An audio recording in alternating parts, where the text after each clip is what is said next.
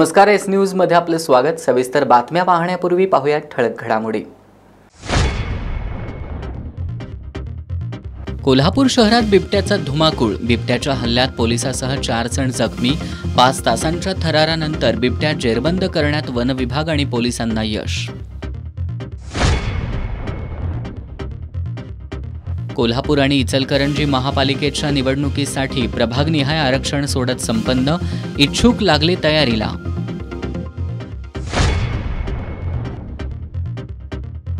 दिल्ली बॉम्बस्फोटानंतर कोल्हापुरात यंत्रणा अलर्ट मोडवर। श्री अंबाबाई मंदिराच्या सुरक्षेत वाढ।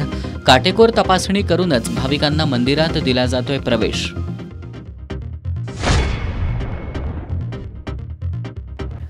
पुण्यातील जमीन खरेदी घोटाळा प्रकरणी उपमुख्यमंत्री अजित पवार आणि पार्थ पवार यांच्यावर अॅट्रॉसिटी अंतर्गत गुन्हा दाखल करा।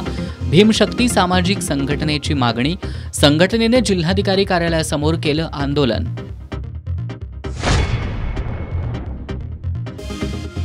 आणि शिवाजी विद्यापीठ अंतर्गत कोल्हापूर झोनल फुटबॉल स्पर्धेला आजपासून प्रारंभ।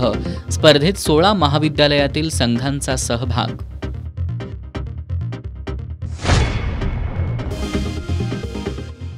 हे आहे GTPL SPN डिजिटल नेटवर्क आणि आपण पाहत आहात चॅनल एस।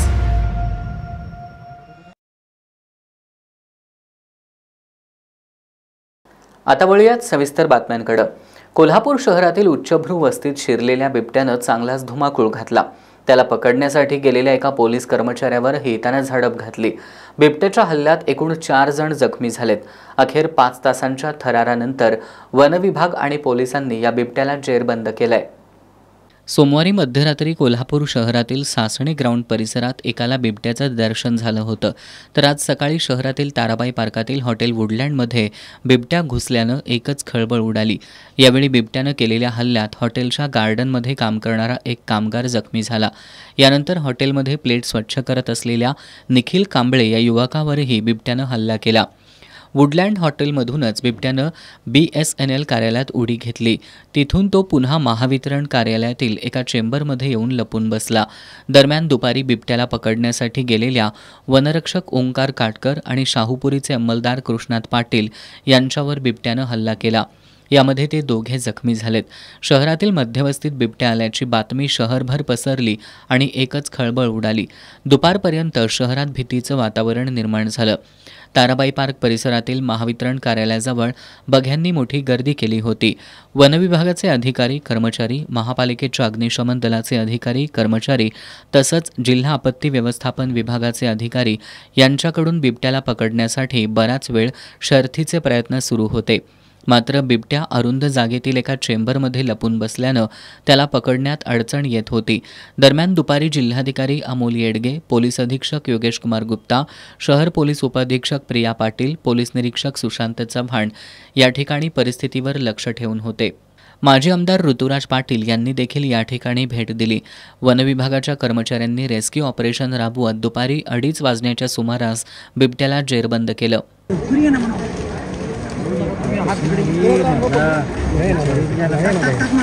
येस ओके राहिला म्हणा अरे कुठे गेला की रे ही शपथ धावलं गावलं ओके वा वा वा छान वा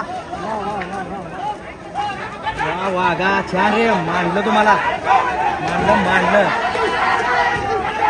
काही ताकद लावली बघे ना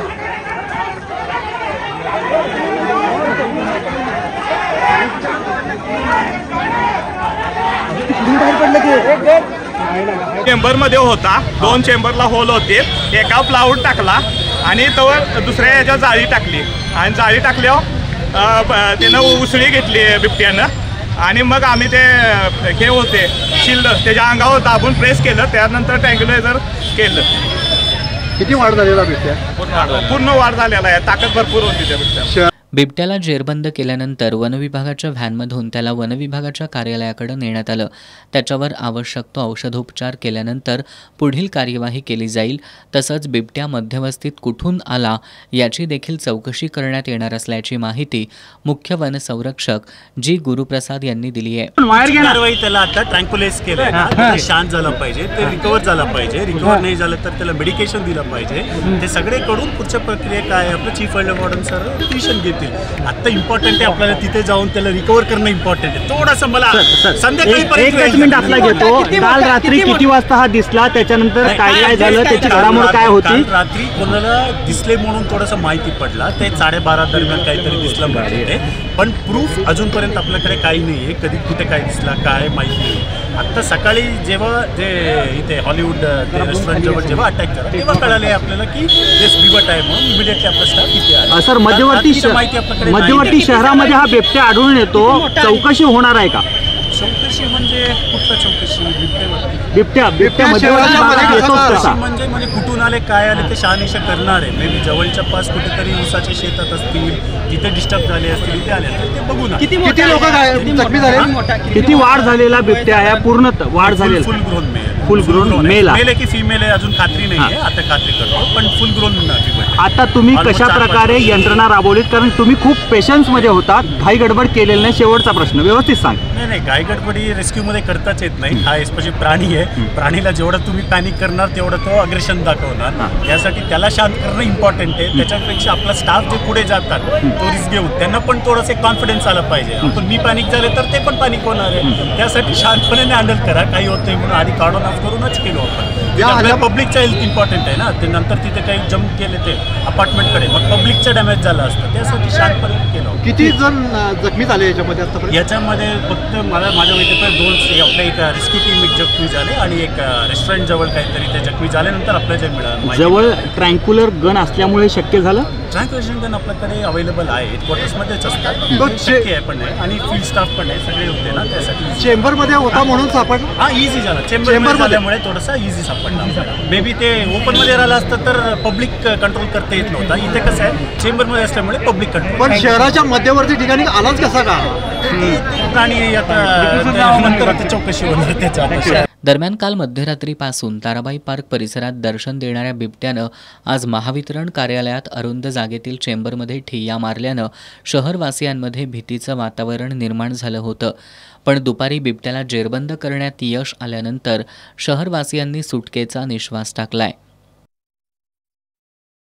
कोल्हापूर महानगरपालिकेच्या आगामी निवडणुकीतील प्रभागनिहाय आरक्षण सोडत आज शासकीय विश्रामगृहातील राजर्षी शाहू सभागृहात पार पडली. 20 प्रभागातील 81 जागांसाठी आरक्षण निश्चित झालंय.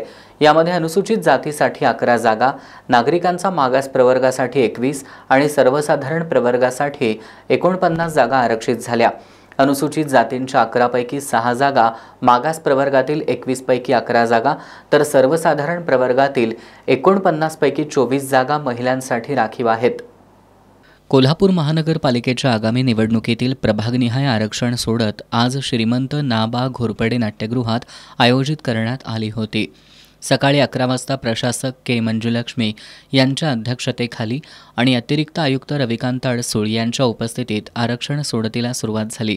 सुरुवातीला अनुसूचित जातीसाठी आरक्षण निश्चित करून त्यामधील 6 जागांसाठी महिलांचं आरक्षण निश्चित करण्यात आलं. त्यानंतर नागरिकांचा मागास प्रवर्गाचं आरक्षण निश्चित करून त्यामधील 11 जागांसाठी महिलांचं आरक्षण निश्चित करण्यात आलं. सर्वात शेवटी सर्वसाधारण प्रवर्गाचं आरक्षण निश्चित करण्यात आलं. प्रत्येक प्रभागात अ, ब, क, ड अशी रचना करण्यात आली होती. 4 सदस्यीय प्रभागात 2 तर 5 सदस्यीय प्रभागात 3 महिला सदस्य निवडणं बंधनकारक होतं.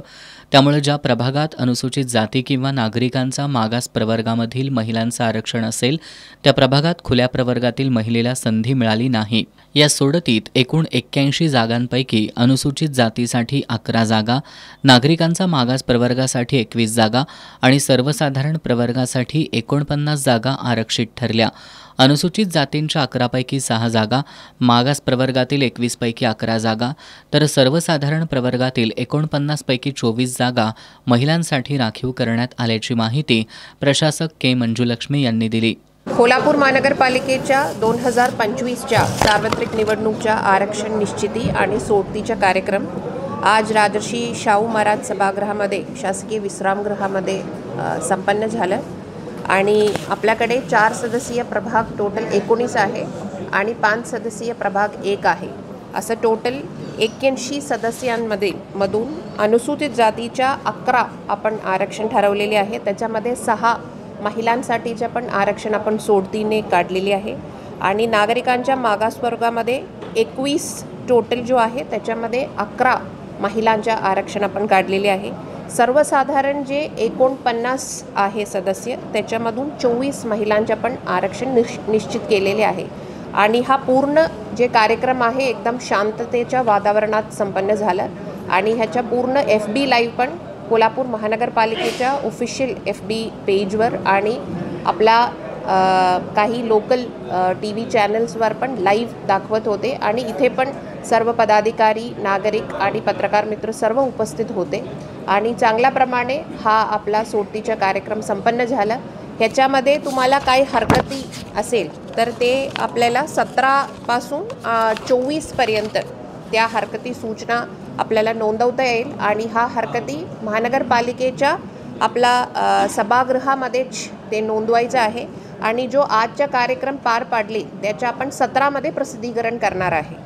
तर सर्वांनी सहकार्य केल्याबद्दल मी आपण सर्वांना धन्यवाद म्हणते. या प्रभाग आरक्षण निश्चितीनंतर आता इच्छुकांच्या तयारीला वेग येणार आहे.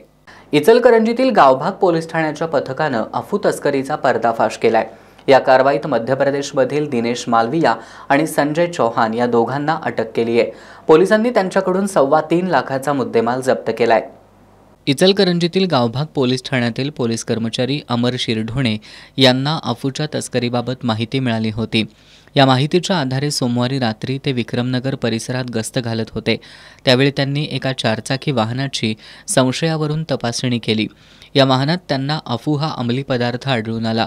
यावेळी त्यांनी वाहनातील दिनेश पृथ्वीराज मालविया आणि संजय रामलालजी चौहान यांना ताब्यात घेऊन चौकशी केली. ते दोघेही इचलकरंजीत अफूची विक्री करण्यासाठी आल्याचं समोर आलंय. पोलिसांनी दोघांवर गुन्हा दाखल करून त्यांच्याकडून 1 किलो 68 ग्रॅम वजनाचा अफू हा अंमली पदार्थ, 2 मोबाईल फोन, रोख रक्कम आणि 4चाकी वाहन असा एकूण 3,18,000 रुपयांचा मुद्देमाल जप्त केलाय. दोघांनाही आज न्यायालयात हजर केलं असता न्यायालयानं त्यांना 3 दिवसांची पोलीस कोठडी सुनावली आहे. पुढील तपास महिला सहाय्यक पोलीस निरीक्षक पूनम माने करतायत. कोल्हापुरातील प्रतिभानगर परिसरात राहणाऱ्या विजयानंद पाटील यांची कृष्णरथ नावाच्या व्यक्तीनं बनावट ट्रेडिंग ॲप पाठवून सुमारे 33 लाख रुपयांची फसवणूक केली आहे. मे 2025 ते जून 2025 या कालावधीत मोबाईलवर संपर्क साधून ही फसवणूक करण्यात आली आहे. या प्रकरणी विजयानंद पाटील यांच्या फिर्यादीवरून राजारामपुरी पोलिसात गुन्हा दाखल करण्यात आलाय. कोल्हापुरातील राजारामपुरीतल्या करूर वैश्य कॉपरेटिव्ह बँकेकडे सोनं मूल्यांकन करणाऱ्या दीपक देवरुखकर या सराफानं बनावट सोनं तारण ठेवून बँकेची 83,36,000ची आर्थिक फसवणूक केली होती. या प्रकरणी अटकेत असलेल्या देवरुखकर याला न्यायालयानं 14 नोव्हेंबरपर्यंत पोलीस कोठडी सुनावली आहे. करूर वैश्य कॉपरेटिव्ह बँकेची कोल्हापुरातील राजारामपुरी 4थी गल्ली इथं शाखा आहे. या बँकेकडे सोने तारण कर्जासाठी सोनं मूल्यांकन करण्याचं काम मंगळवार पेठेतील सराफ दीपक देवरुखकर हा करतो. देवरुखकर यानं त्याची पत्नी दीपा देवरुखकर हिच्यासह अन्य 5 जणांच्या नावावर बनावट सोनं तारण ठेवून बँकेकडून जुलै 2025 ते नोव्हेंबर 2025 या कालावधीत 83,36,000 रुपयांचं कर्ज घेतलं होतं. पण कर्ज परतफेड न करता बँकेची फसवणूक केल्यानं बँक व्यवस्थापक नीरज देशमुख यांच्या फिर्यादीवरून दीपक देवरुखकर याच्यासह अन्य 6 जणांविरोधात राजारामपुरी पोलिसात गुन्हा दाखल करण्यात आला होता. या प्रकरणी पोलिसांनी देवरुखकर याला सोमवारी रात्री अटक केली होती. आज त्याला न्यायालयात हजर केलं असता न्यायालयानं त्याला 14 नोव्हेंबरपर्यंत पोलीस कोठडी सुनावली आहे.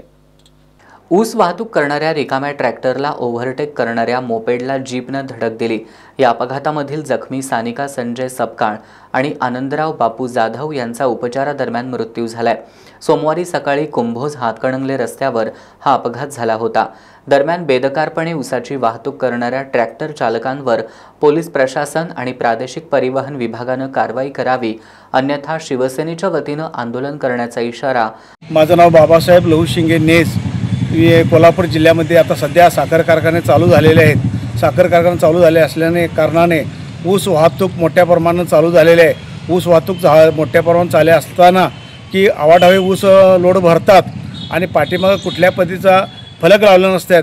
त्यामुळं की प्रशासनाने ह्यात लक्ष घालावं आणि ऊस कारखानदारांनी सुद्धा ह्यात लक्ष घालावं आणि ट्रॅक्टरदार हे टेप लावून मोबाईलवर बोलत जात असतात। एखादा ट्रॅक्टर पंक्चर झाला तर ते रस्त्याकडे लावतात आणि त्याचा नाहक त्रास आम जनतेला होतो। त्याचं पोलीस प्रशासनाने आणि कारखान्यांनी ह्याची दक्षता घ्यावी, नाहीतर ह्याचा तीव्र आंदोलन किंवा तीव्र निषेध आम्ही करतो।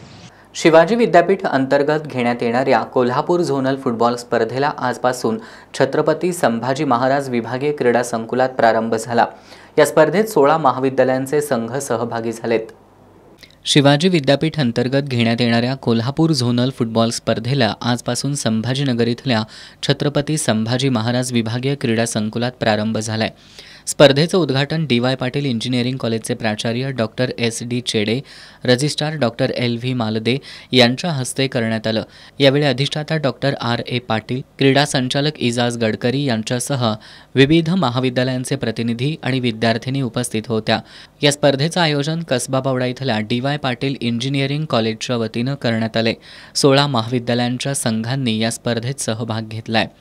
डी.वाय. पाटील ग्रुपचे अध्यक्ष डॉक्टर संजय डी. पाटील, विश्वस्त ऋतुराज पाटील, पृथ्वीराज पाटील, पूजा पाटील, वृषाली पाटील आणि मुख्य कार्यकारी संचालक डॉक्टर ए.के. गुप्ता यांचं यासाठी सहकार्य लाभलं। वृद्ध महिलेच्या गळ्यातील 1.25 लाख रुपये किमतीचे सोन्याचे दागिने दुचाकीवरून आलेल्या दोघा अज्ञातांनी हिसडा मारून लंपास केलेत। सोमवारी सायंकाळी हा प्रकार घडला। याबाबत स्वाती कुलकर्णी यांनी राजारामपुरी पोलिसात फिर्याद दिली आहे। 64व्या हौशी मराठी नाट्य स्पर्धेच्या प्राथमिक फेरीला सोमवारपासून शाहू स्मारक भवनमध्ये प्रारंभ झालाय। महाराष्ट्र शासनाच्या सांस्कृतिक कार्य संचालनालयाच्या वतीनं याचं आयोजन करण्यात आलंय। 12 डिसेंबरपर्यंत एकूण 26 नाट्यप्रयोगांचं सादरीकरण करण्यात येणार आहे। सोमवारी पहिल्या दिवशी यामध्ये अभिरुचीच्या वतीनं चिमणी हे नाटक सादर करण्यात आलं। यातील कलाकारांनी अभिनयाच्या जोरावर उपस्थितांची मनं जिंकली। महाराष्ट्रातील हौशी कलाकारांसाठी पर्वणी ठरणाऱ्या 64व्या मराठी नाट्य स्पर्धेच्या प्राथमिक फेरीला सोमवारपासून कोल्हापुरात प्रारंभ झाला। महाराष्ट्र शासनाच्या सांस्कृतिक कार्य संचालनालयाच्या वतीनं याचं आयोजन करण्यात आलंय। राजर्षी शाहू स्मारक भवनमध्ये याचं आयोजन करण्यात आलंय। अखिल भारतीय मराठी नाट्य परिषदेचे अध्यक्ष मिलिंद आष्टेकर आणि इतर मान्यवरांच्या हस्ते दीपप्रज्वलन करून याचं उद्घाटन करण्यात आलं। याच्या पहिल्या दिवशी चिमणी हे 2 अंकी नाटक सादर करण्यात आलं। याचं लेखन आकाश चेचर यांनी केलंय, तर दिग्दर्शन सुविद्य कुलकर्णी यांनी केलंय।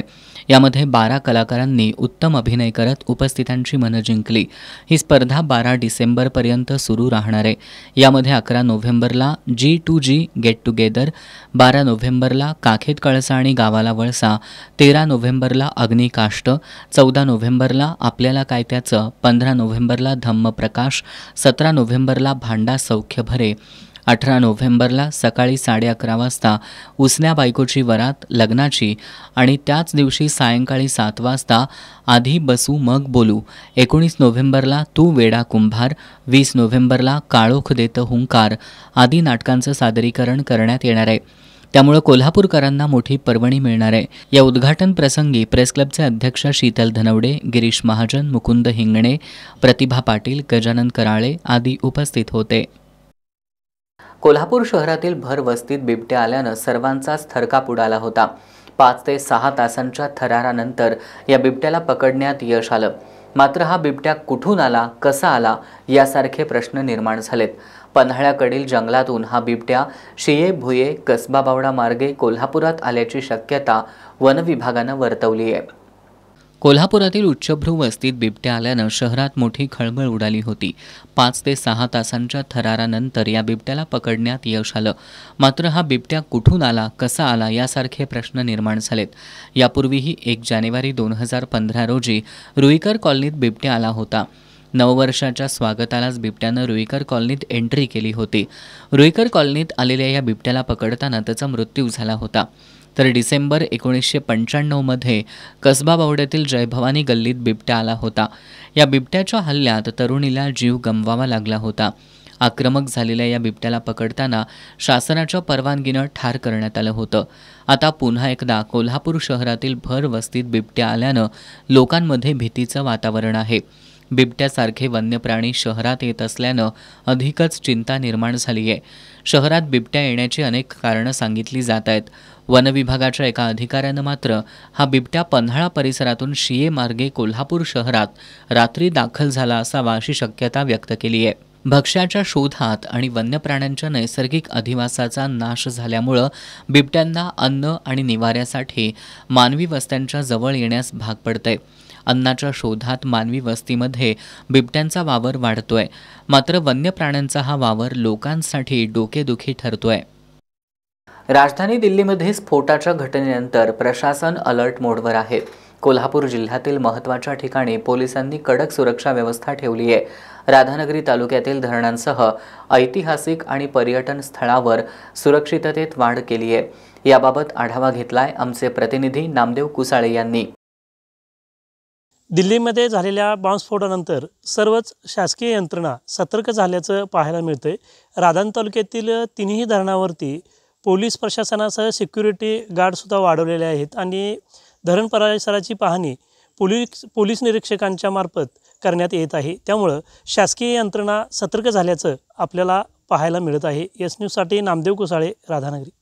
वर्ग 5 आणि शिक्षक 1 अशी अवस्था आहे आपल्या कोल्हापूर जिल्ह्यातील करवीर तालुक्यातील कळंबे तर्फे कळे या जिल्हा परिषदेच्या शाळेची.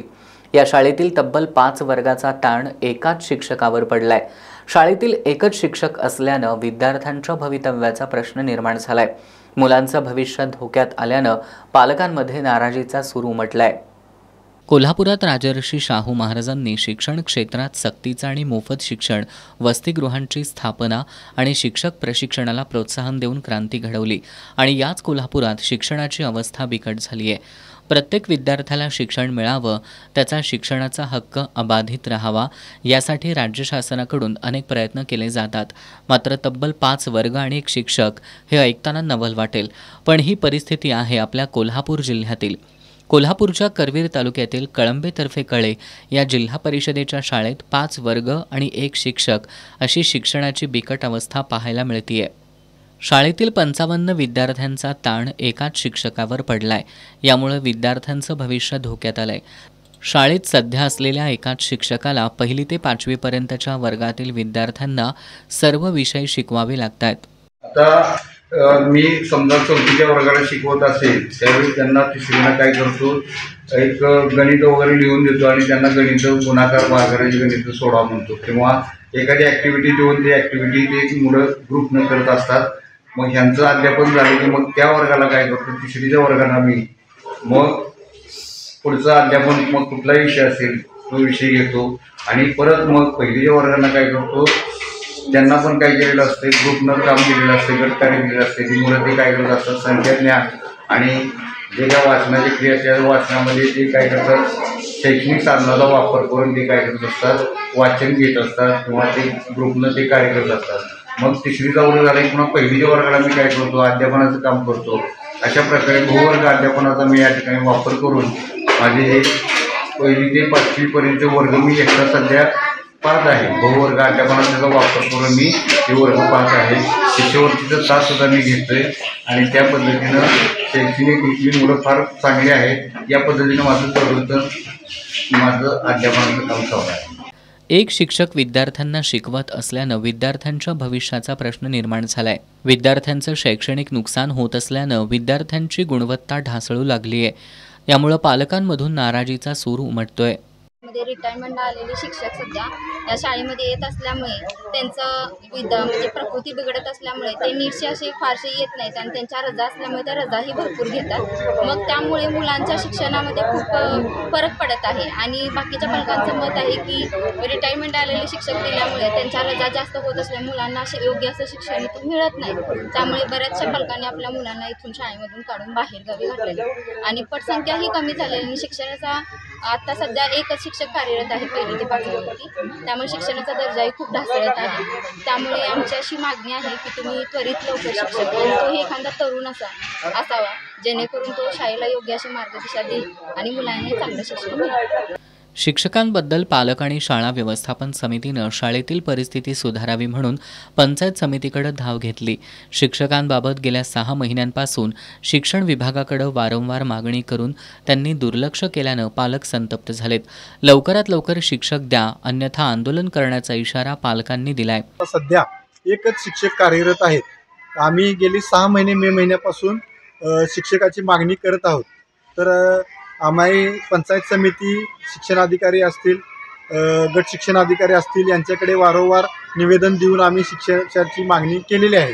तरी अजूनपर्यंत आम्हाला शिक्षक शाळेला मिळालेला नाही. एक शिक्षक कार्यरत असल्यामुळे आमच्या शाळेमध्ये इयत्ता 1ली ते 5वी असे 5 वर्ग आहेत.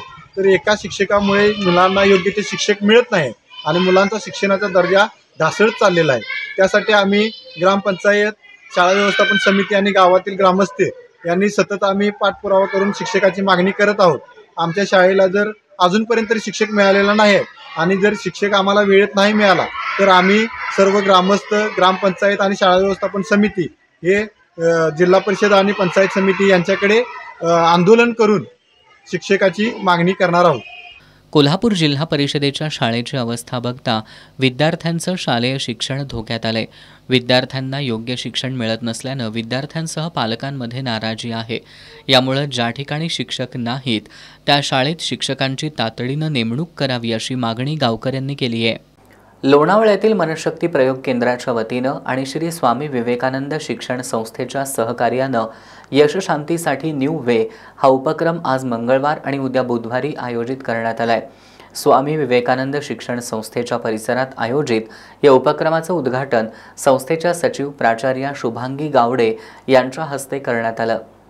लोणावळ्यातील मनशक्ती प्रयोग केंद्राच्या सुवर्ण महोत्सवानिमित्त स्वामी विवेकानंद शिक्षण संस्थेच्या सहकार्यानं 11 आणि 12 नोव्हेंबरला यशशांतीसाठी न्यू वे हा उपक्रम आयोजित करण्यात आला आहे. स्वामी विवेकानंद शिक्षण संस्थेच्या प्राचार्या शुभांगी गावडे यांच्या हस्ते या उपक्रमाचं उद्घाटन करण्यात आलं. यावेळी बोलताना प्राचार्या शुभांगी गावडे यांनी मनशक्ती प्रयोग केंद्राचे उपक्रम विद्यार्थी, पालक, शिक्षक यासह समाजातील सर्व घटकांसाठी उपयुक्त असल्याचं सांगितलं. सध्याच्या काळात तंत्रस्नेही असणं गरजेचं असलं तरी तंत्रज्ञानाच्या आहारी जाणं धोकादायक असल्यामुळं संवेदनशील, कार्यक्षम, सृजनशील पिढी घडवण्यासाठी मनशक्ती केंद्र व्यापक संशोधनातून, व्यक्ती विकासातून राष्ट्र आणि मानव कल्याणासाठी जे काम करत आहे त्याची समाजाला गरज आहे.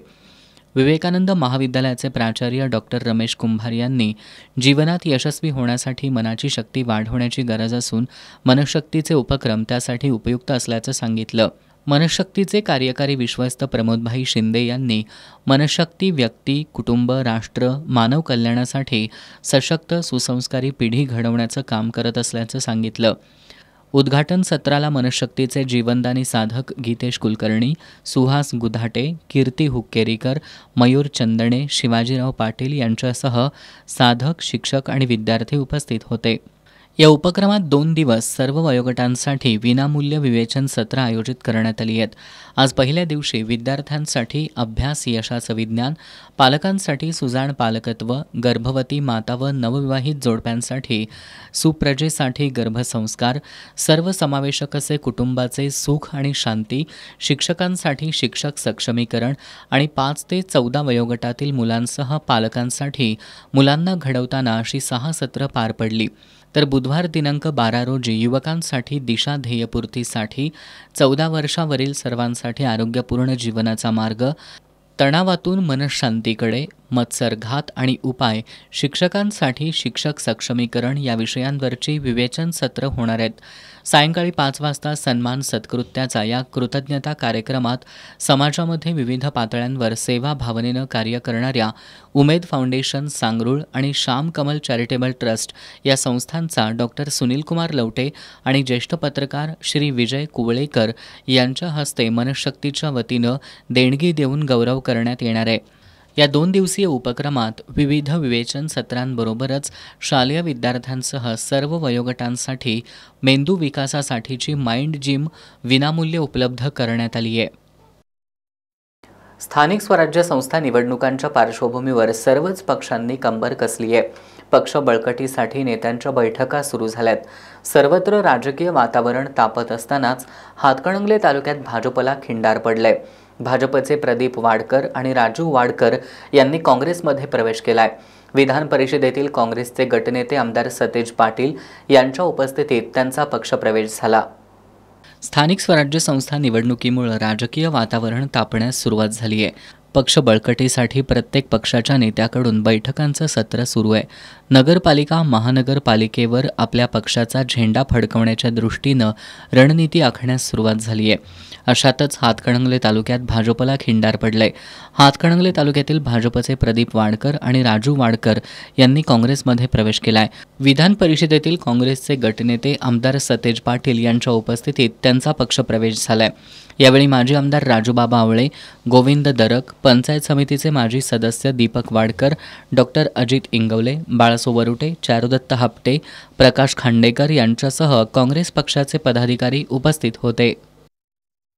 इचलकरंजीतील लालनगर परिसरातल्या नागरिकांना गेल्या 10 दिवसांपासून पाणी टंचाईला सामोरं जावं लागतंय। त्यामुळे संतप्त झालेल्या इथल्या रहिवाशांनी आज रास्ता रोको आंदोलन छेडलं। या आंदोलनामुळे सुमारे तासभर वाहतूक ठप्प झाली होती। महापालिकेचे जल अभियंता अभय शिरोलीकर यांच्या आश्वासनानंतर आंदोलन मागे घेण्यात आलं। इचलकरंजीतील लालनगर परिसरातला पाणीपुरवठा गेल्या 10 दिवसांपासून विस्कळीत झाल्यानं नागरिकांना गैरसोयीला सामोरं जावं लागतंय। त्यामुळे संतापलेल्या रहिवाशांनी रास्ता रोको आंदोलन करत प्रशासनाविरोधात घोषणाबाजी केली। लालनगर परिसर हा झोपडपट्टीवासियांचा परिसर आहे।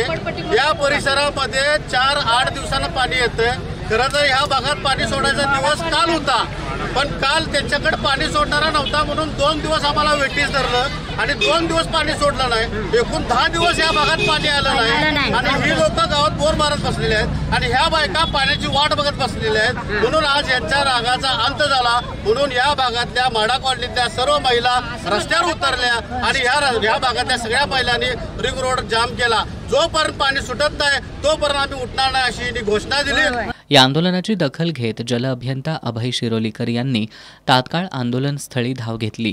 यावेळी त्यांनी लवकरच पाणीपुरवठा सुरळीत करण्याचं आश्वासन दिल्यानंतर आंदोलन मागे घेण्यात आलं। या आंदोलनामुळे काही काळ वाहतूक ठप्प झाली होती। लोकराजा राजर्षी छत्रपती शाहू महाराज यांनी बांधलेल्या ऐतिहासिक खासबाग कुस्ती मैदानाच्या दुरावस्थेबाबत कोल्हापुरात संताप व्यक्त होतोय।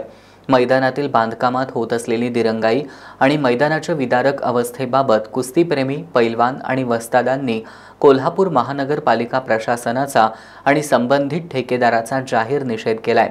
याबाबतचं निवेदन महापालिकेचे अतिरिक्त आयुक्त रविकांत आडसूळ यांना देण्यात आलं। यावेळी लवकरात लवकर मैदानाची दुरुस्ती करून खुलं करण्याचं आश्वासन आडसूळ यांनी दिलं। कोल्हापुरात 1922 साली राजर्षी छत्रपती शाहू महाराज यांनी दूरदृष्टीतून खासबाग कुस्ती मैदान बांधलं। या मैदानामुळे कोल्हापूरला कुस्तीची पंढरी म्हणून ओळख मिळाली। अनेक नामवंत पैलवानांनी याच मैदानातून आपली कारकीर्द घडवली असून अनेक ऐतिहासिक कुस्त्या याच ठिकाणी रंगल्या। मात्र आज या ऐतिहासिक आखाड्याची दुरावस्था झाली आहे। 1.25 वर्षापूर्वी लागलेल्या आगीत संगीतसूर्य केशवराव भोसले नाट्यगृह जळून खाक झालं। या नाट्यगृहाच्या पुनर्बांधणीचं काम सध्या सुरू असलं तरी मैदानावर पडून असलेलं साहित्य, वाढलेलं गवत आणि तुटलेल्या भिंती यामुळे मैदानाचं विद्रुपीकरण झालंय। याबाबत वेळोवेळी लेखी निवेदनं देऊनही कोणतीही ठोस कार्यवाही झाली नाही। त्यामुळे खासबाग कुस्ती मैदान बचाव मोहीम या संघटनेमार्फत पैलवान, वस्ताद आणि कुस्ती शौकीनांनी मैदानात जमून प्रतिकात्मक आंदोलन केलं। यावेळी राजर्षी शाहू महाराजांच्या प्रतिमेचं पूजन करून मैदानाच्या दुरावस्थेबद्दल संतप्त प्रतिक्रिया व्यक्त करण्यात आल्या। येत्या 2 दिवसात खासबाग मैदान पुन्हा खुलं न झाल्यास आम्ही महाराष्ट्रातले सर्व पैलवान मिळून खासबाग मैदानात आंदोलन करणार असल्याचा इशारा संग्राम कांबळे यांनी दिलाय. कोल्हापूरला कुस्ती पंढरी म्हणून ओळख आहे. ती ओळख आहे या जगप्रसिद्ध ऐतिहासिक खासबाग कुस्ती मैदानामुळे. 1912 साली छत्रपती राजश्री शाहू महाराजांनी हे त्यांचं स्वप्न होतं की अशा पद्धतीचं मैदान हे कोल्हापूरमध्ये निर्माण झालं पाहिजे आणि त्यांनी ते स्वप्न पूर्ण केलं. या ठिकाणी आतापर्यंत अनेक दिग्गज पैलवान, रत्ती महारथी पैलवानांच्या कुस्त्या या ठिकाणी झालेल्या आहेत. अनेक पैलवानांनी या ठिकाणी सराव केलेला आहे. तर आज जर ही परिस्थिती बघितली, या मैदानाची अवस्था बघितली तर अत्यंत विटंबना करून या मैदानाची विटंबना झालेली आहे. आणि वारंवार आम्ही प्रशासनाला निवेदन देत होतो. तात्पुरतं त्यांनी डागडुजी त्या ठिकाणी करत होते. आमच्या विनंतीचा जर सकारात्मक विचार केला असता तर जे काही या पाठीमागं जे घडलं त्या घटना, अप्रिय घटना टाळता आल्या असत्या. त्यासाठी आम्ही आत्तासुद्धा ही विनंती करतोय की आमच्या मागणीचा सकारात्मक आणि गांभीर्यपूर्वक विचार करा, जेणेकरून पुढे अजून ह्याच्यापेक्षा डेंजर काही घटना घडू नयेत. आणि आत्ताच जर हे झालं तरच होणार आहे. आणि आत्ता तर फक्त 100 लोक आल्यात. हे जर झालं नाही तर पूर्ण महाराष्ट्रातील पैलवान इथं. आमचं खासबाग मैदान हे कोल्हापूरचं अभिमान स्थान आहे. या मैदानाच्या दुरावस्थेकडे महापालिकेनं तातडीनं लक्ष द्यावं अशी मागणी माजी नगरसेवक विजय साळोखे यांनी केली. मी एक खेळाडू आहे, मी आहे, पण शाहू महाराजांनी माझ्या कोल्हापूर जिल्ह्यात आणि कोल्हापूर शहराच्या पैलवानांसाठी जे केलं आणि अनेक आंतरराष्ट्रीय खेळाडू इथं हिंदी केसरी बिसरी होऊन गेलेले आहेत. आज तिची अवस्था बघितल्यानंतर वाईट वाटलं.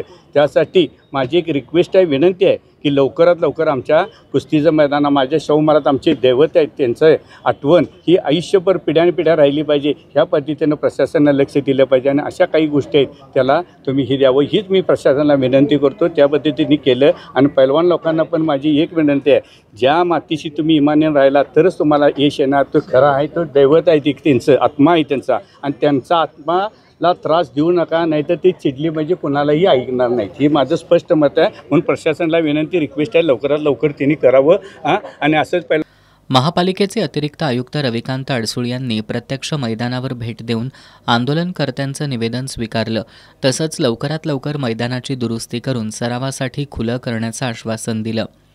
शाहू खासबाग मैदानाची दुरावस्था झाली आहे. या संदर्भात पैलवान यांनी सर्व शहरातील पैलवानांनी आज या ठिकाणी प्रतिकात्मक आंदोलन केलं आहे आणि निवेदन दिलं आहे. ज्यामध्ये यांची प्रामुख्यानं मागणी होती की या ठिकाणी प्रॅक्टिस करण्यासाठी त्वरित आखाडा उपलब्ध करून द्यावा. त्याच्या अनुषंगानं प्रशासनानं सुद्धा सकारात्मक पद्धतीनं त्यांना प्रतिसाद देऊन आज आणि उद्या 1-2 दिवसामध्येच हा आखाडा त्वरित उपलब्ध करून देण्यासंदर्भात जे काही त्या ठिकाणी करणं आवश्यक आहे तर ते सुद्धा केलं जाणार आहे. तसंच या अनुषंगानं जे काही भिंती आहेत तर भिंतींना तडे गेलेले आहेत किंवा झाडं काढण्याचा विषय असेल तर त्या ठिकाणचं स्ट्रक्चरल ऑडिट करणे आणि त्याच्यावर उपाययोजना करण्यासंदर्भात सुद्धा मागणी आहे. या अनुषंगानं महानगरपालिका प्रशासनाकडून यापूर्वीसुद्धा स्ट्रक्चरल ऑडिट केलं आहे. काही ठिकाणी रिपेअर्सचं काम चालू आहे. पण जे काम अजूनही राहिलेलं आहे तर त्या संदर्भात लवकरात लवकर सकारात्मक पावले उचलून पूर्तता करण्यासंदर्भात प्रशासनाचा प्रयत्न आहे. माजी नगरसेवक विजय साळुंखे, बाबा महाडिक, आदिल फरास, विकी महाडिक, अभय दीनानाथ सिंह, सीताराम कांबळे, माऊली जमदाडे, मारुती जाधव, अशोक माने, संग्राम पाटील, प्रकाश बनकर, कालीचरण सोलनकर यांच्यासह पैलवान आणि कुस्ती शौकीन मोठ्या संख्येनं उपस्थित होते. करवीर तालुक्यातील पासार्डे ते पाचाकटेवाडी रस्त्याच्या कामाचं उद्घाटन मान्यवरांच्या उपस्थितीत करण्यात आलं. यावेळी आमदार चंद्रदीप नरके आणि माजी खासदार संजय मंडलिक यांची उपस्थिती होती.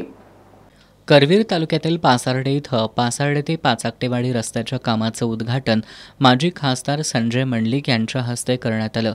यावेळी आमदार चंद्रदीप नरके यांची प्रमुख उपस्थिती होती. यावेळी बोलताना माजी खासदार संजय मंडलिक यांनी कोल्हापूर लोकसभा मतदारसंघात कोट्यावधीची विकास कामं केली, पण लोकसभा निवडणुकीत विरोधकांच्या फेक नरेटिव्हमुळे पराभव झाल्याचं सांगितलं. पण खचून न जाता शिवसेना नेते एकनाथ शिंदे यांच्या मार्गदर्शनाखाली ग्रामीण भागाच्या विकासासाठी सातत्यानं प्रयत्नशील राहणार असल्याचं सांगितलं. यावेळी आमदार चंद्रदीप नरके, माजी जिल्हा परिषद सदस्य पुंडलिक पाटील, गोकुळचे संचालक अजित नरके, प्रकाश पाटील, कृष्णात चौगले, माणिक नाळे, विष्णू पाटील यांनीही मनोगत व्यक्त केली.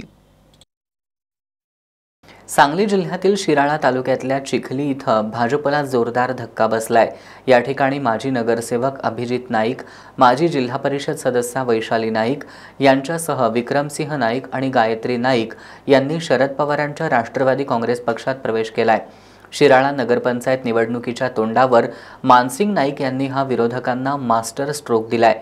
यामुळे आगामी निवडणुकीवर त्याचे मोठे परिणाम दिसून येणार आहेत। माजी आमदार मानसिंगराव नाईक यांच्या अध्यक्षतेखाली झालेल्या प्रवेश कार्यक्रमात माजी सभापती सम्राट सिंग नाईक, विराज उद्योग समूहाचे अध्यक्ष विराज नाईक, विश्वास कारखान्याचे संचालक विश्वास कदम, माजी सरपंच प्रमोद नाईक, विवेक नाईक, दूध संघाचे संचालक भूषण नाईक, माजी सरपंच देवेंद्र पाटील, अजय जाधव, माजी जिल्हा परिषद सदस्य प्रवीण शेटे, महादेव कदम, सुनील कवठेकर आदी उपस्थित होते।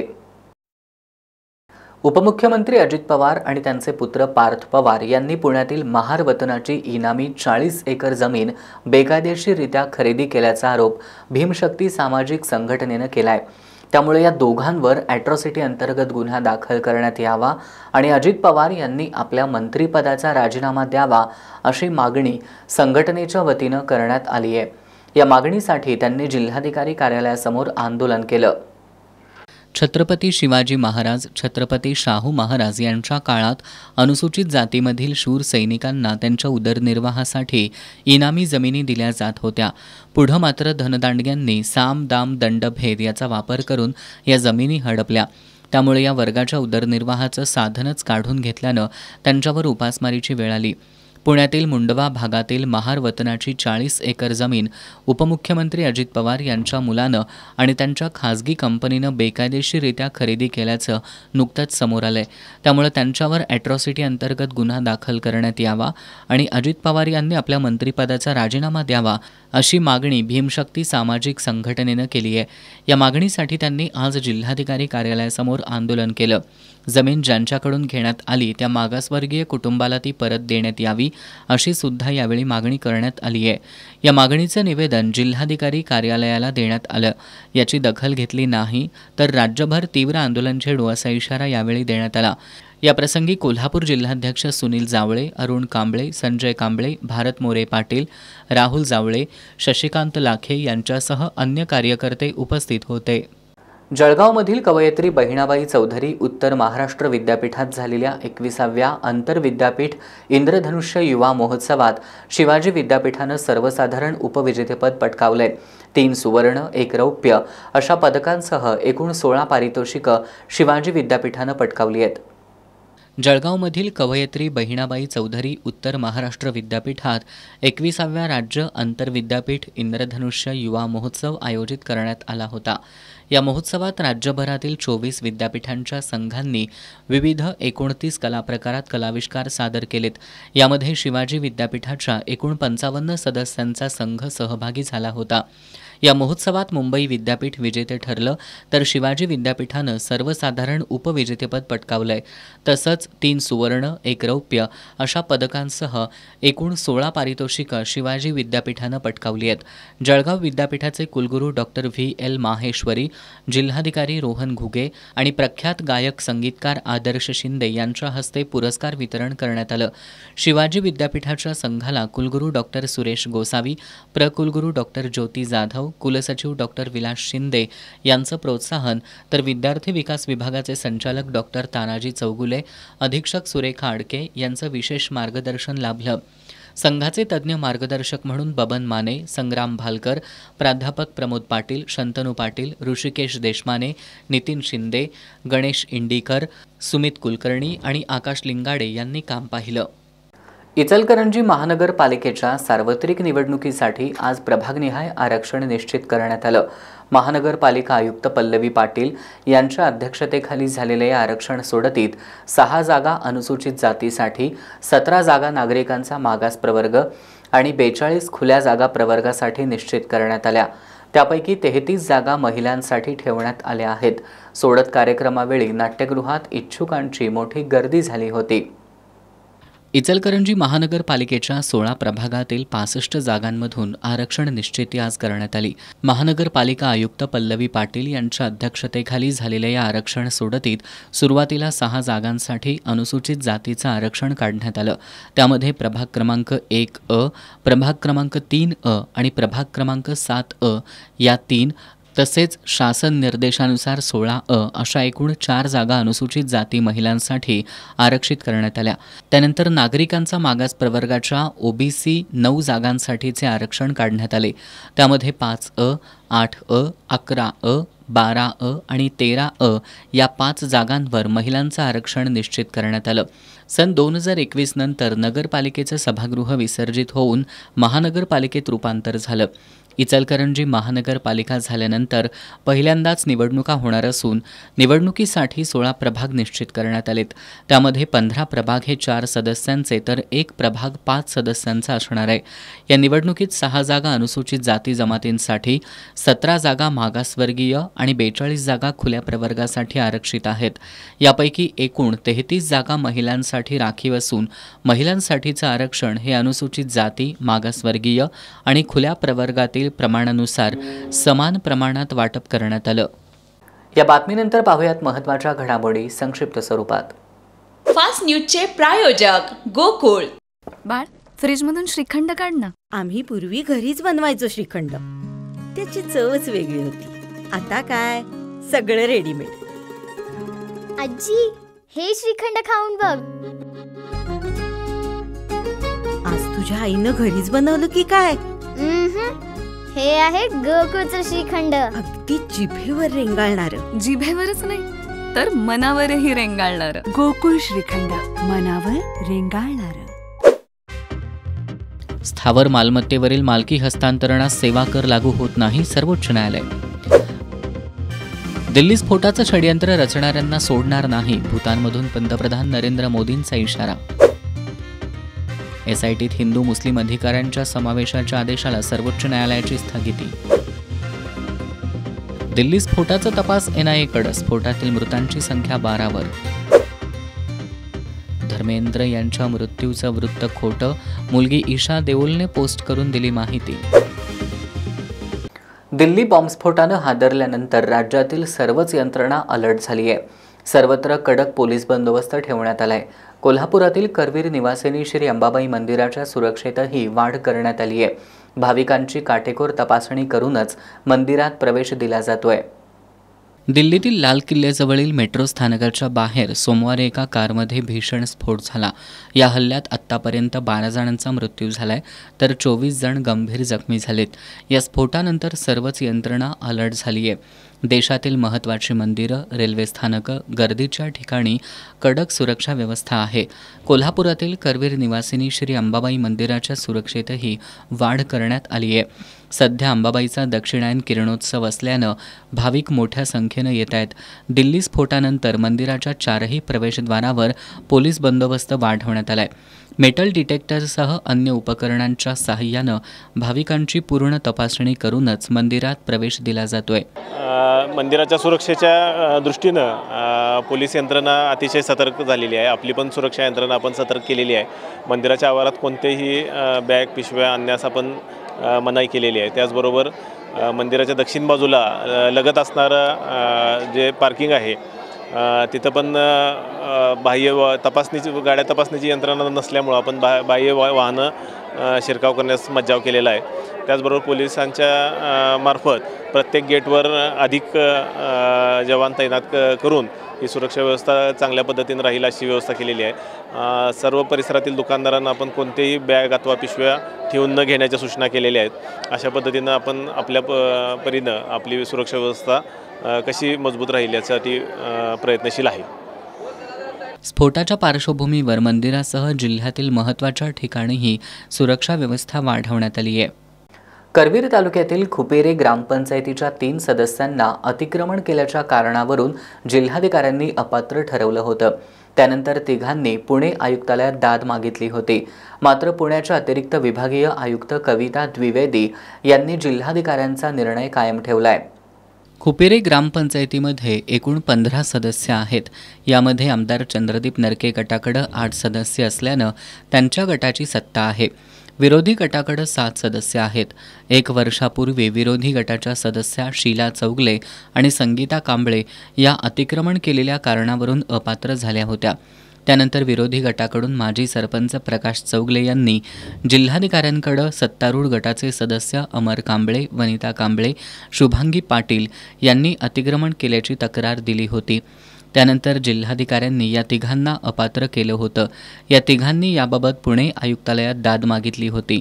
मात्र पुणे अतिरिक्त विभागीय आयुक्त कविता द्विवेदी यांनी जिल्हाधिकाऱ्यांचा निर्णय कायम ठेवत ग्रामपंचायत सदस्य अमर कांबळे, वनिता कांबळे, शुभांगी पाटील यांना अपात्र ठरवलं। या ग्रामपंचायतीमधील 8 पैकी सत्ताधारी आमदार नरके गटाचे 3 सदस्य अपात्र झाले, तर विरोधी गटाचे 7 पैकी 2 सदस्य यापूर्वीच अपात्र सदस्य झालेत। त्यामुळे दोन्ही गटांचं संख्याबळ समान झालं असून सध्याच्या ग्रामपंचायत सदस्यांचा कार्यकाळ अवघा 1.5 महिना राहिलाय।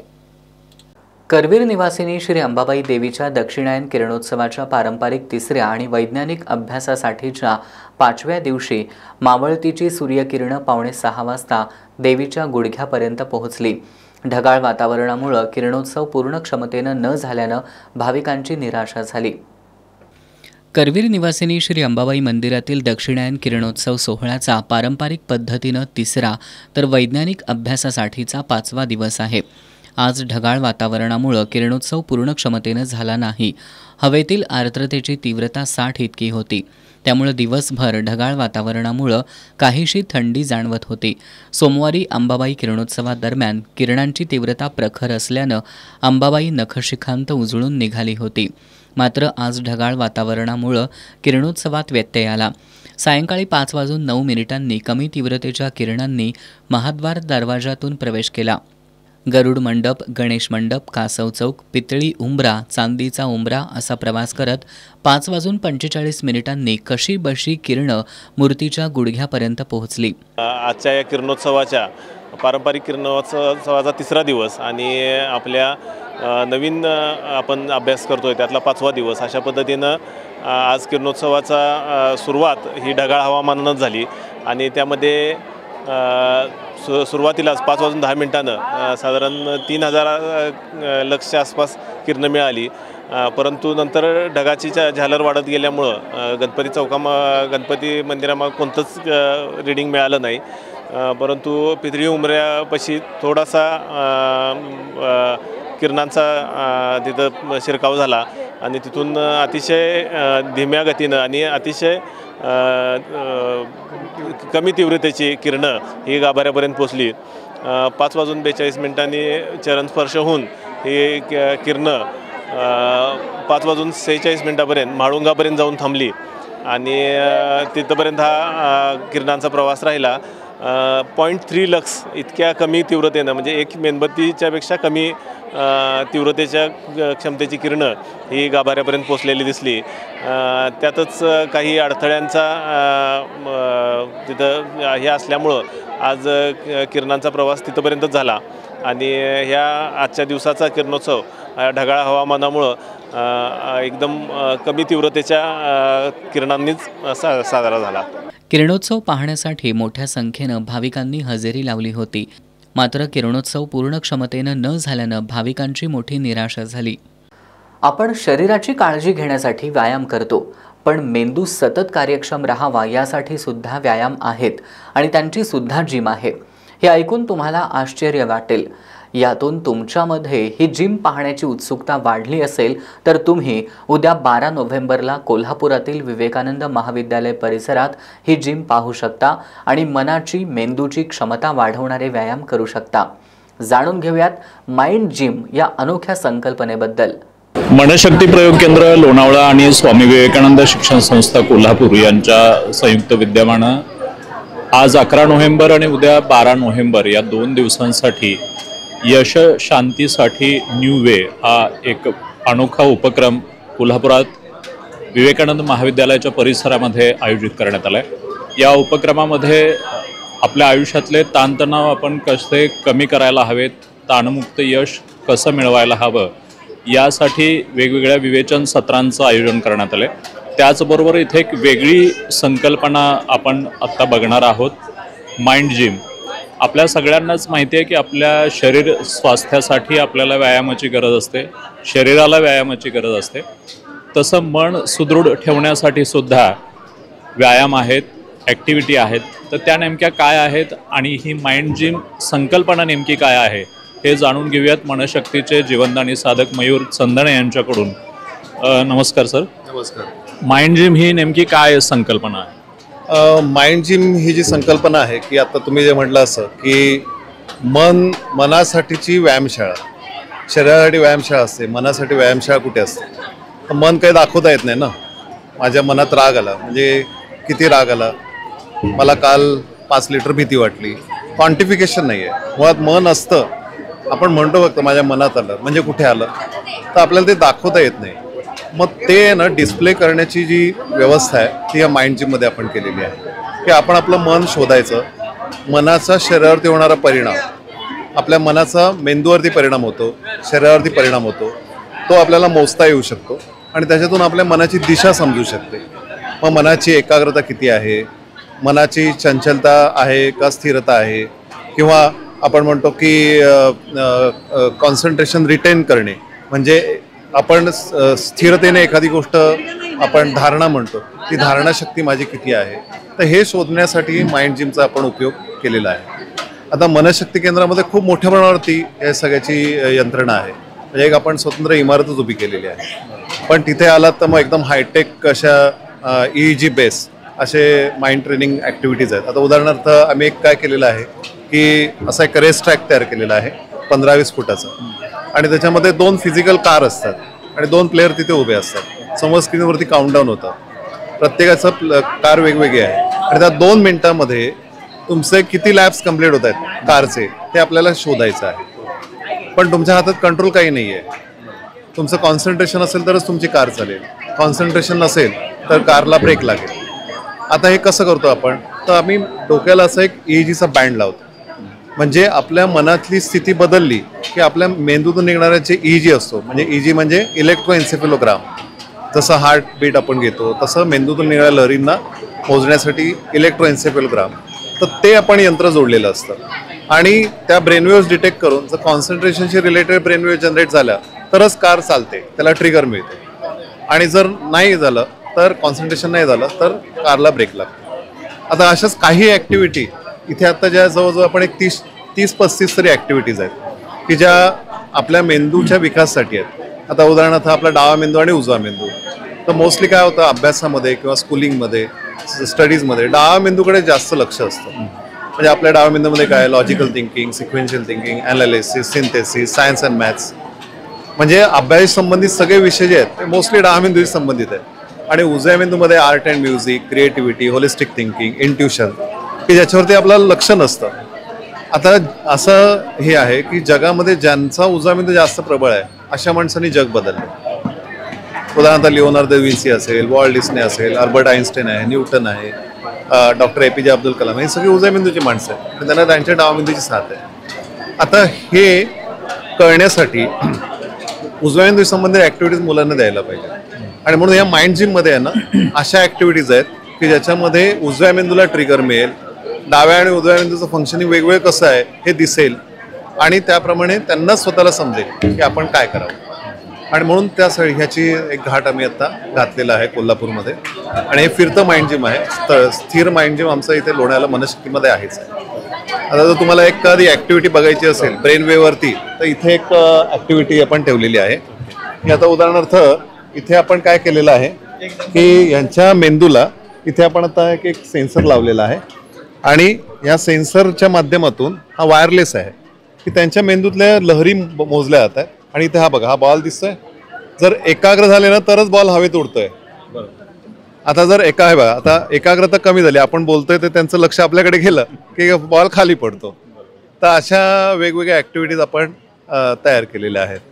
आता उदाहरणार्थ अजून काही जस्ट आपण इथे बघितलं की आता इथे मुलांना आहे ना उदाहरणार्थ स्थिरता, तर इथे असं दिलेलं आहे काय ना ओके. तर इथे आता हा बॉल दिसतोय, तर हा असा हलवत असा इकडनं असं शेवटच्या याच्यापर्यंत न पाडता घेऊन जायचं आहे. इकडनं घेऊन जा, इकडनं. मग त्यांना आता खूप कॉन्सन्ट्रेट व्हावं लागतं किंवा आपली एक बा तिकडनं पडून गेला पण तो असा पडला पाहिजे, असं जात जायला पाहिजे. तर अशा वेगवेगळ्या ॲक्टिव्हिटीज आहेत. किंवा आता इथे जे आहे की लॉजिकल थिंकिंग आपण म्हणतो, लॉजिकल थिंकिंग आणि स्ट्रॅटेजी आखण्याची जी मेंदूची क्षमता आहे, तर ही इथे त्याचा कस लागतो की फुली गोळासारखी जी, आणि काही काही छोट्या ऍक्टिव्हिटीज आहेत, काही खूप कॉम्प्लिकेटेड आहेत पण काही छोट्या छोट्या ऍक्टिव्हिटीज आहेत. आता उदाहरणार्थ आणखीन एक इथे एक ऍक्टिव्हिटी आहे, एकदम सोपं आहे इथे केलेलं. इथे 6 गोलांमध्ये हा बॉल त्यांनी फक्त बरोबर हे करून दाखवायचा आहे. आता तिचा जो एकाग्रतेचा कस लागेल किंवा हाताचा जो बॅलन्स आहे तर तो तर ते स्किलचा जो कस तिथे लागेल. ताई तू करून बघ बरं. शाबास शाबास शाबास. तो मुलाचा आनंद बघितला तर खूप असं एकदम सकाळपासून आम्ही बघतोय खूप एन्जॉय करतायत मुलं आणि सुटत नाहीये त्यांच्या आवडून. आता प्रत्येकाला लोणावळ्याच्या माइंड जिम मध्ये येणं शक्य नसेल किंवा आपली फिरती जिम प्रत्येक ठिकाणी जाऊ शकत नसेल, तर एरवी लोकांनी घरी आता सगळ्या पालकांसमोर एक मोठं चॅलेंज आहे की मुलांना मोबाईल पासून थोडंसं लांब ठेवायला पाहिजे. तर त्यासाठी आपल्याकडे काय अशा गेम्स आहेत का जे मुलं घरी खेळू शकतील आणि पालकांचा तो एक वेगळा ताण कमी होईल? काय होतंय की मोबाईलमुळे जे एक मोबाईल ॲडिक्शनचा जो भाग आहे तो जो मी असं आमच्या सेशनमध्ये विचारतो, 3 तास 4 तास 5 तास 8 तास 10 तास 12 तास अशी मुलं मोबाईल काढून घेतला तर प्रचंड हायपर होतात मुलं. आणि मग तुम्ही काढू नाही शकत ना मोबाईल, किती तुम्ही असं प्रीचिंग केलं, उपदेश करून नाही चालणार. तर मग आपण त्याला पर्यायी ॲक्टिव्हिटीज द्यायला पाहिजे. आणि म्हणून आपण आहे ना इथे या सगळ्या ॲक्टिव्हिटीज गेम्स वगैरे जर तुम्ही असं बघितलं तर इतक्या एवढ्या सगळ्या ॲक्टिव्हिटीज आपण तयार केल्या आहेत. त्याच्यामध्ये मुलांना मोबाईल आठवत नाहीये किंवा ह्याच्यामध्ये आता जे आहे ना, आता आमच्या कार्यकर्त्यांना विचारा, गेले नाही पुन्हा येऊन खेळायला बघते, त्यांचं टर्न गेलं तरी पुन्हा 4-4 5-5 वेळा सोडायचं नाहीये त्यांना. 2-2 4-4 इथेच एंगेज आहेत का, त्यांना मोबाईलला चांगला पर्याय दिलाय. मग असंच तुम्ही घरी गेल्यानंतर सुद्धा मुलांना तो मोबाईलला पर्याय कसा मिळेल म्हणून आम्ही काही घरी घेऊन जाता येतील अशा ॲक्टिव्हिटीज तयार केल्या. जवळजवळ 9 ॲक्टिव्हिटीजचा किटच तयार केला. त्याला आम्ही ब्रेन बुस्टर ॲक्टिव्हिटीज म्हणतो. मग जसं टँग्रॅम आहे, त्याच्यात एक ब्रेनी क्यूब आहे, ट्विस्ट अँड टर्न नावाची एक कॉन्सेप्ट आहे, पाथ फाइंडर नावाची एक कॉन्सेप्ट आहे, किंवा कॅमोफ्लाज आहे, 4x4 अशा वेगवेगळ्या ॲक्टिव्हिटीज आम्ही डिझाईन करून त्याचं आहे ना एक शैक्षणिक मॉडेल म्हणूया की प्रोडक्ट म्हणून ब्रेन बुस्टर ॲक्टिव्हिटीजचं असं ते घरी ते वापरू शकतात. आणि त्याच्यात अजून एक न्यूरोस्विंग नावाचं आम्ही एक नवीन ॲक्टिव्हिटी बुकच तयार केलं आहे की त्याच्यामध्ये आहे ना ते ॲक्टिव्हिटी करत असताना आहे ना त्याचा आउटकम काय आहे त्याच्यात कळतं. आणि ते एकदा जर कळलं ना पालकांना किंवा कोणाला, ते घरच्या घरी नवीन ॲक्टिव्हिटीज डिझाईन करू शकतील. अशी पण आयडिया आपण त्याच्यामध्ये मुद्दामून ती दिलेली आहे त्याच्यात. आता कोल्हापूरमध्ये ही माइंड जिम किती दिवस असणार आहे आणि तुम्ही लोकांना काय अपील करा? तर आम्ही आता 2 दिवसासाठी होतो. आजचा पहिला दिवस पूर्ण झालेला आहे, पूर्ण होतोय म्हणजे आता मागे बघताय तुम्ही गर्दी आहे अजून खूप आहे. तसं उद्याच्या दिवसापर्यंत आहोत. मनशक्तीचे सुवर्ण महोत्सवी वर्ष आहे, त्यानिमित्ताने आम्ही 6 वेगवेगळ्या जिल्ह्यांमध्ये हे उपक्रम घेतो विनामूल्य पूर्णपणे. तसं उद्यापर्यंत आहे. आमचा जास्तीत जास्त लोकांनी उपयोग करून घ्यावा, लुटावं सगळं असं आम्ही म्हणतो. तर तसं नक्की कोल्हापूरकरांनी याचा आनंद घ्यावा असं मी आवाहन करेन सगळ्यांना. नक्कीच. आता सगळ्या कुटुंबांमध्ये पालकांचं आणि आपल्या सगळ्याच समाजाचं एक मोठी अडचण सगळ्यांसमोर आहे की मुलांना विचारप्रवण ठेवायला किंवा त्यांना चांगल्या ॲक्टिव्हिटीमध्ये गुंतवून ठेवायला मोबाईल हा मोठा अडसर व्हायला लागला आहे. आणि त्या मोबाईलपासून मुलांना बाजूला करणं, आणि जसं मगाशी मयूर सर म्हणाले की उजव्या मेंदूची क्षमता मुलांची वाढवण्यासाठी त्यांना काय आत्ताच्या घडीला पर्याय द्यायला पाहिजे, तर त्याला माइंड जिम हा खूप चांगला पर्याय आहे. कोल्हापूरकरांसाठी उद्या 12 नोव्हेंबर ही एक चांगली संधी आहे माइंड जिममध्ये खास करून आपल्या मुलांना घेऊन येणं. आणि त्याचबरोबर सरांनी सांगितलं तसं इथून आपण घरी मुलांना चांगल्या गोष्टींमध्ये गुंतवून ठेवण्यासाठीही काही घेऊन जाऊ शकतो. तर त्यासाठी कोल्हापूरकरांनी नक्की विवेकानंद कॉलेजच्या परिसरामध्ये उद्या दिवसभरामध्ये यावं आणि या माइंड जिम या एका वेगळ्या संकल्पनेचा प्रत्यक्ष अनुभव घ्यावा. इथं काही विद्यार्थी आहेत, सकाळपासून ते याचा आनंद घेत आहेत, अनुभव घेत आहेत. तुम्ही काय खेळलात, कुठली ॲक्टिव्हिटी रन केलीत?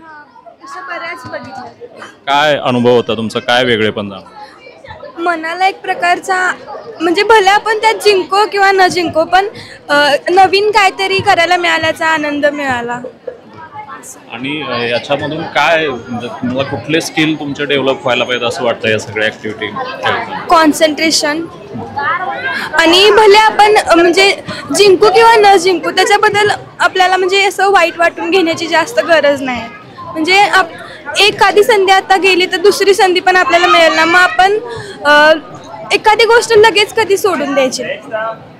अशा ॲक्टिव्हिटी याच्यापूर्वी तुम्ही कुठं कधी बघितलं होतं? नाही, अजिबात नाही. खरं इथे येऊन भारी वाटलं, खूपच छान वाटलं, मनाला शांती मिळाली. परत कॉन्सन्ट्रेशन कसं करायचं एखाद्या गोष्टीवर, आता यातूनच आम्ही अभ्यासावर पण कसं कॉन्सन्ट्रेशन करायचं हे पण शिकलो आहोत. हे खूप छान वाटलं. तुम्ही बाकीच्या मुलांना काय अपील कराल? तुम्ही आता हा स्वतः अनुभव घेतल्यानंतर सगळ्या मुलांनी म्हणजे याचा अनुभव घ्यावा, म्हणजे त्यांचं कॉन्सन्ट्रेशन, डिटर्मिनेशन, डेडिकेशन सगळंच वाढेल. आणि मुलांना मोबाईल पासून थोडंसं बाजूला ठेवायला या माइंड जिमचा उपयोग होईल किंवा इथल्या ॲक्टिव्हिटीज? हो, नक्कीच होईल. मोबाईलपासून डिस्ट्रॅक्शन होण्यासाठी तर हे गेम्स आहेत, याच्यातून कॉन्सन्ट्रेशन तर वाढतंच, सोबतच अभ्यासाला पण मदत होते. सो मोबाईलपासून ते दूर राहू शकतात नक्कीच. तर हे या माइंड जिममध्ये आज दिवसभरामध्ये आलेल्या लोकांचे अनुभव आहेत. तुम्ही सुद्धा नक्की या माइंड जिमला उद्या 12 नोव्हेंबरला दिवसभरामध्ये भेट द्या आणि एक वेगळा अनुभव घ्या. एस न्यूजसाठी कॅमेरामन केदार भोसलेसह मी कृष्णा जमदाडे. शेवटी पुन्हा एक नजर आजच्या ठळक घडामोडींवर. कोल्हापूर शहरात बिबट्याचा धुमाकूळ. बिबट्याच्या हल्ल्यात पोलिसासह 4 जण जखमी. 5 तासांच्या थरारानंतर बिबट्या जेरबंद करण्यात वन विभाग आणि पोलिसांना यश. कोल्हापूर आणि इचलकरंजी महापालिकेच्या निवडणुकीसाठी प्रभागनिहाय आरक्षण सोडत संपन्न. इच्छुक लागले तयारीला.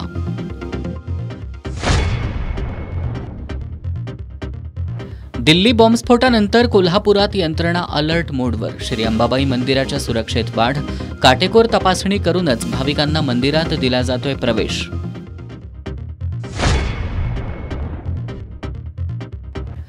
पुण्यातील जमीन खरेदी घोटाळा प्रकरणी उपमुख्यमंत्री अजित पवार आणि पार्थ पवार यांच्यावर अॅट्रॉसिटी अंतर्गत गुन्हा दाखल करा. भीमशक्ती सामाजिक संघटनेची मागणी. संघटनेने जिल्हाधिकारी कार्यालयासमोर केलं आंदोलन.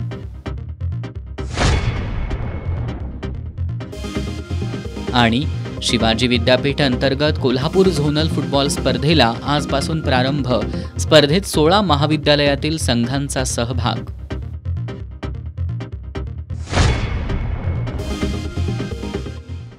बातम्यांच्या ताज्या अपडेट्ससाठी एस न्यूज कोल्हापूर या आमच्या वेबसाईटला भेट द्या. त्याचबरोबर एस न्यूज कोल्हापूर हे यूट्यूब चॅनल सबस्क्राईब करा. याबरोबरच आजचं बातमीपत्र संपलं. नमस्कार.